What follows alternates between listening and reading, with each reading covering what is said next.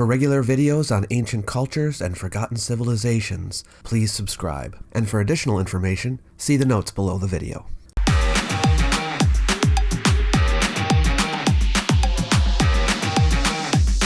Welcome to the Antiquities Travel Guide. Follow us to different countries as we search for ancient artifacts.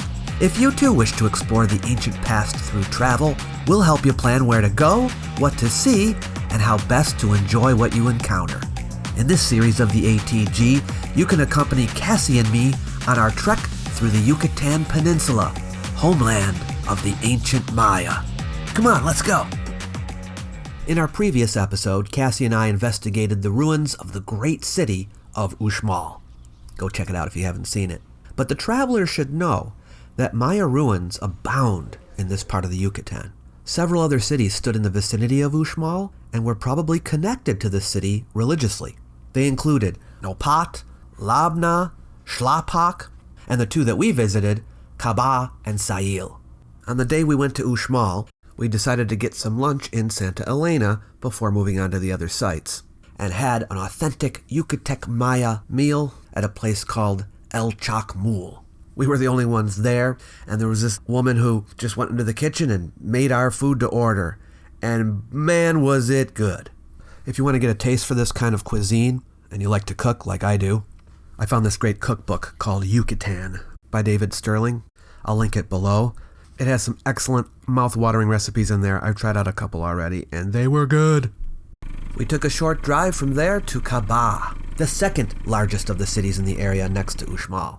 The entrance is right on the highway, and the fee to access the site is a mere 55 pesos, which is about $3 US.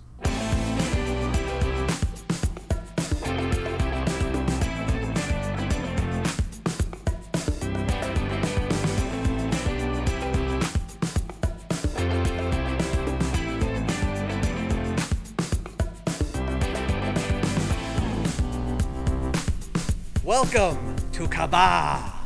This was the entrance to the city of Kabah, and running up to this arch was a long sakbe. It's a white paved road. It's kind of a causeway that goes all the way to Uxmal, about 11 miles away. And there's another city halfway called Nopat, and then you come here to Kabah. That means that these three cities were connected by this long road.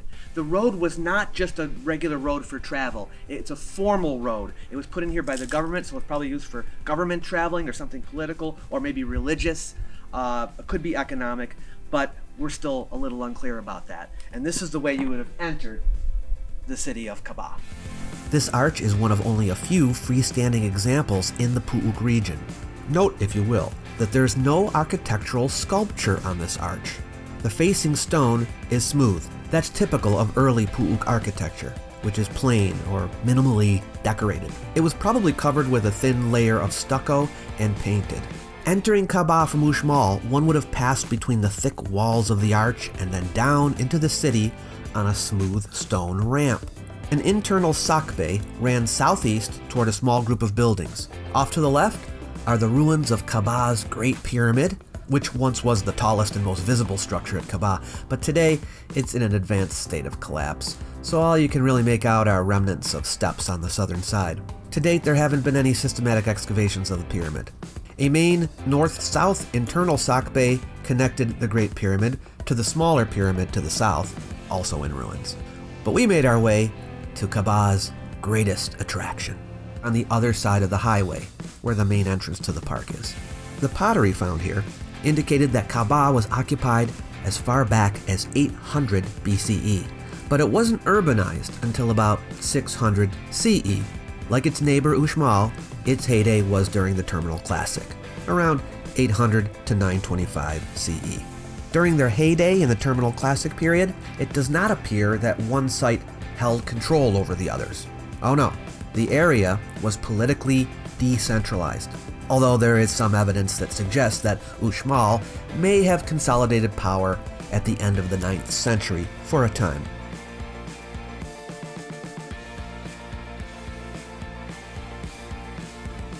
The Codz Pop is the most recognizable building at Kabah. It's one of the most complex buildings from ancient Mesoamerica. It gets a lot of attention because it's right off the highway, but also back in its day, it was the central focus at the time it was built. We're here at the Codz Pop in Kabah. Probably the most magnificent structure here. And sometimes you'll see Pop spelled with 1 O, sometimes with 2, and that's why you hear people sometimes referring to it as the Codz Pop, but it's not the Codz Pop. The word Codz means roll, and the word Pop means mat, or roll mat, and it's called that because of the way the facade looks with all the texture along it. But it's not the original name or anything like that. So don't call it Codz Pop. All right, it has nothing to do with poop. But actually, now that I think of it, I have to go to the restroom after this. The Codz Pop was not all constructed at one time. It had numerous modifications over the years. Maya buildings typically were modified, reused, rebuilt all the time. Monumental architecture is for public display, and it was sanctioned by the elite. Iconography on these structures was manipulated in order to meet local political objectives. In fact, architecture was the principal medium through which rulers communicated with the people. So what you're going to see in the Pu'uk region, for example, is the intentional combination of historical imagery with mythological imagery to communicate something about local identity. Look at this! Glyphs! Glyphs and more glyphs! There's glyphs everywhere! The door jambs marking the entrance to room 21 refer to historical events. These allow us to see how the artists of Kabah used visual narrative. So we have an inside look into the way the people created monuments and what they chose to represent and how they chose to represent it. Now on both sides of the door jamb, you have these mirror images of one another. Here's one side of the door. In the upper scene, a dance is being performed. And in the lower scene, a prisoner is being subjugated. And there's this horizontal band of hieroglyphics in the middle. It has a date, and the date is October 14th, 859. In the top image, there's this figure with distinctive facial markings. They're going around his eye, they loop around down his mouth. You see that? And in the bottom image, he's on the right side. His clothing changes from scene to scene, but that physical characteristic could be a tattoo or maybe scarification or even paint. This figure is in both scenes. We call this individual the King of Kabah. I don't know if you can make this out, but he's also got a mustache and a beard. And you know what? Facial hair is not that common in Maya art. What else can we learn about this guy? Looking closely at the upper scene, we see the two figures dressed for battle or perhaps a celebration, but they're carrying darts and dart throwers. They're standing in front of a Witz, as it's called, which is the animate mountain of Maya mythology. We don't know who the figure on the right is. The lower scene shows the king and someone else, also not identifiable, wearing very little clothing, leaning over a captive, and the captive is struggling with the king. The king has his left hand raised and he holds a knife.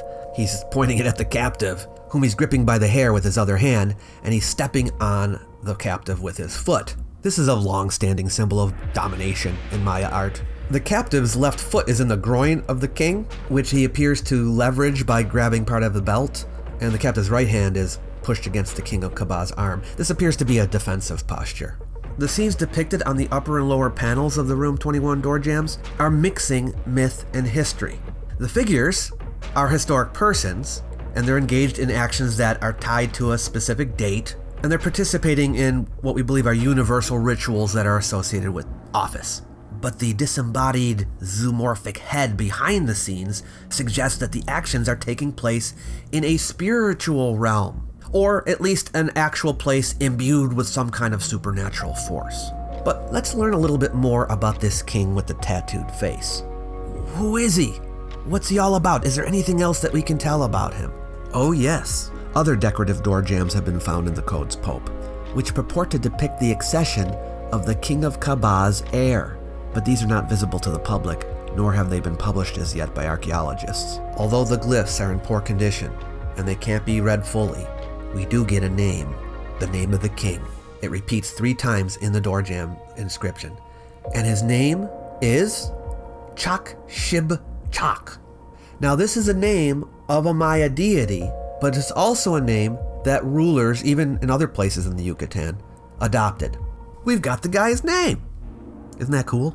The eastern facade of the building here is a powerful example of how rulers used architecture to connect the human world with the supernatural world. And here you can see two figures here of the great king Chac Xib Chaac. He's standing right there on the medial molding, and around him is, I don't know if you can tell, it's the coils of a snake's body.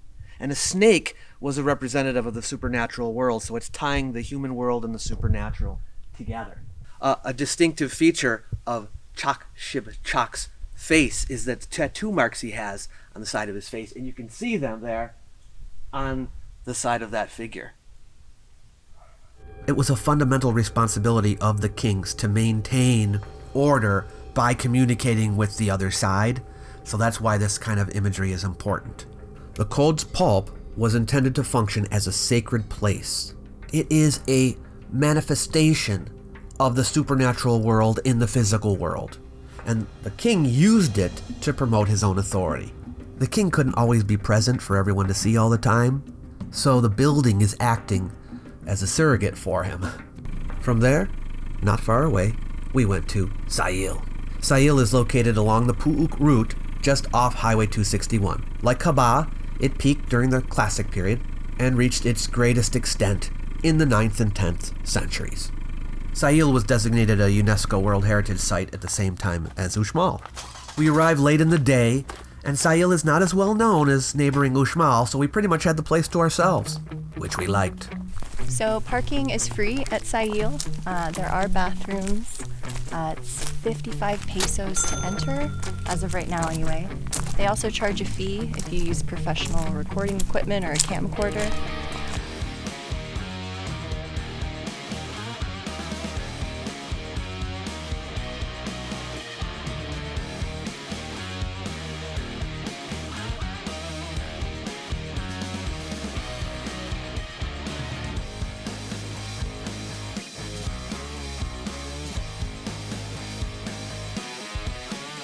As you pass the ticket office, you'll see a couple of stela under a shelter. These are stelas number 3 and number 4, and they were moved from their original location on the stela platform at the far end of the site and brought here. They've been dated to the 800s, but neither of them have been able to provide definitive information on Sayil's rulers. We do know that this city had a strong trade relationship with the Petén region in Guatemala, which is not that close. There are 4 main groups of buildings at the site. 3 of them are located along a sock bay that runs north-south. So walking southward, we reached a clearing and the site's most impressive structure, the Great Palace. This is one of the 2 palaces at Sayil. It dates back to 700 to 1000 CE and was once one of the most densely populated areas here in the Yucatan. This massive 3-tiered structure is a masterpiece of Mayan architecture. It's over 235 feet long. Notice how the roofs of the first and second stories act as terraces for the second and third stories. The primary function of the building was probably to serve as living quarters for the city's governing elite, but some rooms were likely used for storage or administrative purposes. It was built in several stages during the late Classic period. The first level on the left, between 670 and 770 CE, the first level on the right, between 770 and 830, and the upper sections between 830 and 1000. By the time the building was completed, it contained 94 rooms and 8 choltuns, or wells, and could have housed as many as 350 people. A grand stairway leads to the 3rd floor. There was a sign saying that we weren't allowed to climb the stairs, so Cassie found another way up. The 2nd floor is ornamented with columns, colonnettes, a mask of chalk, and other designs. The 2 upside-down images on either side of Chaac is what is called the descending god or the diving god, whom we don't know much about. The figure is part human, but it has wing-like attachments. One hypothesis is that it's a bee god, and others that it's the maize deity. From there, we headed south to the next group of structures. The word Sayil is Mayan for place of the ants, and we saw why it was given that name. Those are ant hills. This is what's left of a pyramid called El Mirador, with 1 surviving room. But check out that high roof comb on top. This building here is in early Puuk style and originally had decorations on all three sides. Next door to that is the Temple of the Hieroglyphic Lintel, or Hieroglyphic Doorway. It's a small structure, but is noted for its stone door frame containing a band of glyphs. Not much of this structure is left, and more than half of the remaining wall, including the glyphs, is buried underneath the rubble. Farther along is another collection of buildings known as the South Group, and here you'll find the remains of the South Palace, which once had rooms on all four sides framing a rectangular core.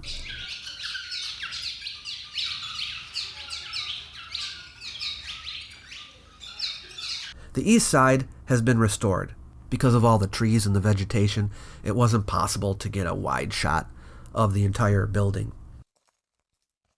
We left right at closing time, and then headed to the nearby town of Santa Elena to stay at our hotel, the Pickled Onion, which is made up of a number of bungalows. The grounds are attractive, the staff is friendly, and they have a pool. Our room was moderately comfortable. That was cool. Tomorrow, we head southward to the sites of Stampak and Edzna. They have interesting histories of their own, and some very impressive structures, especially Edzna. I hope you'll join us for that. If you subscribe and ding the bell, you'll be notified as soon as the episode is released. Thanks for watching. We'll see you next time.